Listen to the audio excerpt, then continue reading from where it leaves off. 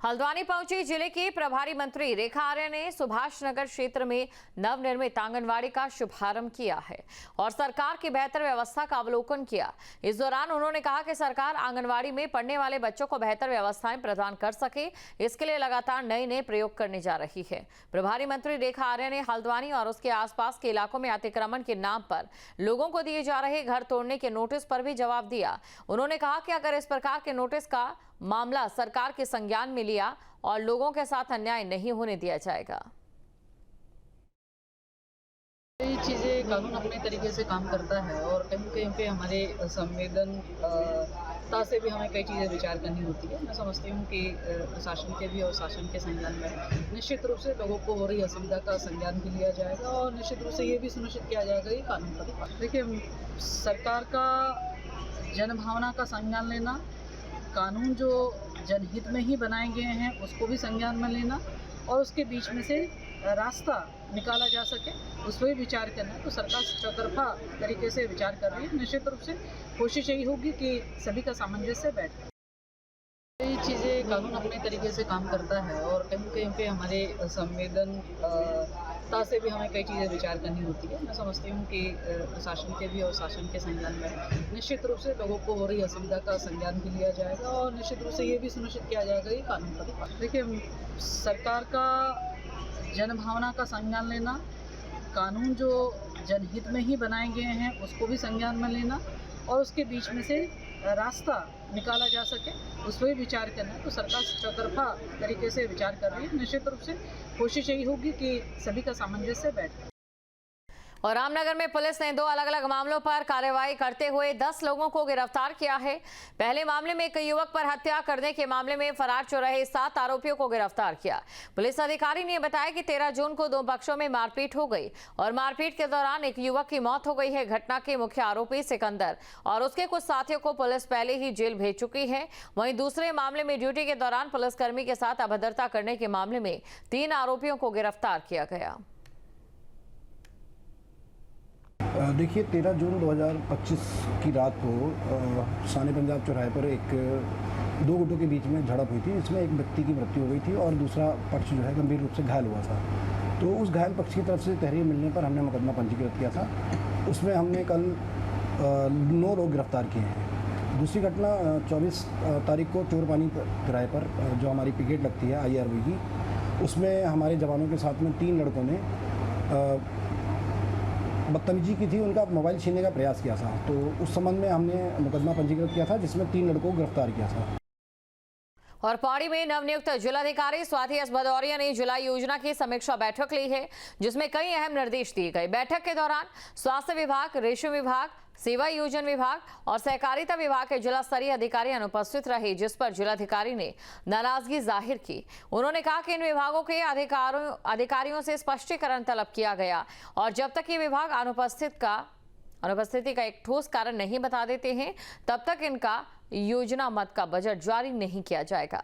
जिलाधिकारी ने सभी विभागों को निर्देशित किया कि जिला योजना के अंतर्गत मिलने वाले धन का उपयोग केवल जनहितकारी और परिणाम आधारित योजनाओं पर किया जाए। उन्होंने अधिकारियों से कहा कि वो अपने अपने विभागों से कम एक नई और सार्थक योजना प्रस्तावित करें जिससे जिले में विकास कार्यों को मजबूती मिल सके। अभी हम लोगों ने जिला योजना की एक डिटेल्ड बैठक भी करी जिसमें कि 4 विभाग हमारे जो यहाँ उपस्थित हैं कि उनके स्पष्टीकरण भी तलब किया और ये भी कहा है कि जब तक ये अपना इसका औचित्यपूर्ण स्पष्टीकरण नहीं देते तब तक इनके पैसे को रिलीज नहीं किया जाएगा। और साथ ही जो बाकी विभाग है उनकी भी डिटेल समीक्षा की गई जिसमें उनको बताया गया है कि जो हमारी ज़िला पे जो टॉपअप अमाउंट की तरह से ये योजना है, जो हमारी ज़िला की अपनी एक लोकल ज़रूरत है उसके अनुसार से इन योजनाओं को बनाया जाए। इसमें नवाचारी जो हमारी पहल है उसको ज़रूर इंक्लूड किया जाए और ऐसी योजनाओं को रखा जाए जो कि इसी वर्ष कंप्लीट भी हो सके। 31 मार्च के पहले हमारा उसको ग्राउंड पे उसका धरातल पर वो उतरना भी सुनिश्चित हो सके। और इसके अतिरिक्त जो हमारी जैसे स्कूलों की सर्विसेज हैं इन सबको और पर्यटन, स्पेशली पर्यटन को भी काफ़ी परिव्यय यहाँ पे स्वीकृत किया गया है लगभग 6 करोड़ का। तो उसमें ऐसी कुछ योजनाएं होनी चाहिए जो लोगों के लाइफ में एक्चुअली डिफरेंस क्रिएट पहाड़ों पर लगातार बारिश से जनजीवन पर बुरा असर पड़ रहा है। खासकर लैंडस्लाइड के खतरे बढ़ गए हैं। भारी बारिश के कारण केदारनाथ यात्रा मार्ग के मुनकटिया स्थित पहाड़ी से भारी पत्थर और मलबा आने से यात्रा मार्ग अवरुद्ध हो गया।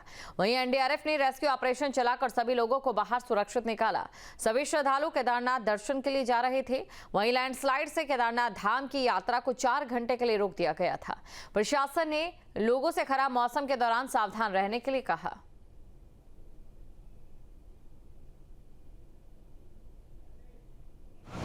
और बीच में बहुत लैंडस्लाइड हुई, बहुत मौसम ख़राब हो गया था, तो हम बहुत बुरी तरह फंस रहे थे। तो वहाँ के 15 एनडीआरएफ जवानों ने हमें बहुत ज़्यादा हेल्प किया। अभी भी बहुत हेल्प कर रहे हैं, बहुत नीचे आ रहे हैं लोग। तो we are very happy and very thankful. बहुत थैंक यू इन लोगों का। 15 एनडीआरएफ के जवानों का बहुत बहुत धन्यवाद, उन्होंने हमको रेस्क्यू किया। केदारनाथ यात्रा में आए हुए थे और हम 4-5 घंटे से फंसे हुए थे लैंडस्लाइड के कारण। एनडीआरएफ के जवानों ने हमें निकाला और हमारे को सुरक्षित हमारे डेस्टिनेशन पर पहुंचाने की पूरी प्रक्रिया की। और देहरादून और हरिद्वार में ईडी की छापेमारी। रिटायर्ड पीसीएस अधिकारी डीपी सिंह के ठिकानों पर छापेमारी हुई है। NH 74 घोटाले के आरोपी हैं डीपी सिंह। 2017 में NH 74 में करोड़ों रुपए का घोटाला हुआ था। किसानों को मुआवजा देने वाले दस्तावेज ईडी ने खंगाले। बैंकिंग दस्तावेज को भी ईडी अधिकारियों ने खंगाला है। NH 74 घोटाले में रिटायर्ड पीसीएस अफसर डीपी सिंह के देहरादून और हरिद्वार समेत कई आवास पर ईडी ने छापा मारा है। ईडी की टीमें निवास पर दस्तावेज खंगाल रही है। प्रवर्तन निदेशालय पिछले कई महीनों से इस मामले की गहराई से जांच कर रहा है।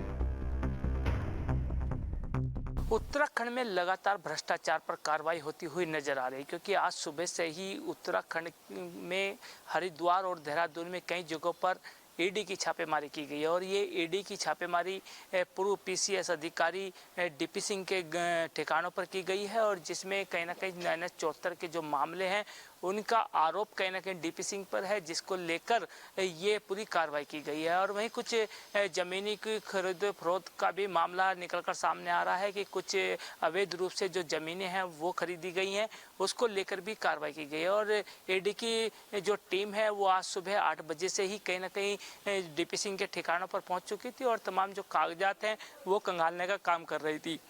और अभी तक देखिएगा कि हालांकि जो ईडी की टीम है वो लगातार वहां पर कार्रवाई कर रही है, और अभी तक ईडी की टीम से कोई भी ऐसी जानकारी मीडिया को नहीं दी गई है कि वहां से क्या कुछ मिला है। लेकिन उम्मीद जताई जा रही है कि काफ़ी दस्तावेज वहां से ईडी अपने साथ ले जा सकते हैं। लेकिन अब देखने वाली बात होगी कि ईडी डीपी सिंह के ठिकानों पर किस तरह की कार्रवाई करती है और क्या कुछ उनको वहाँ से मिलता हुआ नजर आएगा।